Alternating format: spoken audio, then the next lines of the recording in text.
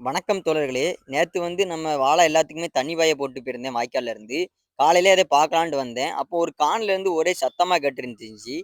என்னடா ஒரே சவுண்டா கேட்குதுன்னு சொல்லி பக்கத்திலேயே பார்க்கலான்னு நெனைக்கும்போது, பாம்பா இருக்குமோன்னு ஒரு சின்ன பயம் இருந்துச்சு. இருந்தாலும் அது முட்டை முட்டையா விட்டவுடனே சரி பாம்பா இருக்காதுன்னு சொல்லிட்டு பக்கத்தில போய் பார்க்கலான்னு பார்க்கும்போது, பார்த்தீங்கன்னா மீன்கள் தான் விளையாண்டுகிட்டு இருக்கு. அதாவது மீன்கள் பழைய தண்ணி இருந்த இடத்துல இருந்துகிட்டு, புது தண்ணி வந்தோனே அந்த புது தண்ணிய நோக்கி எந்த வகை மீனா இருந்தாலும் அது ஏறி போகும். அது புது தண்ணி வந்தோனே ஒரு மகிழ்ச்சியா அது விளையாண்டுகிட்டு இருந்துச்சு.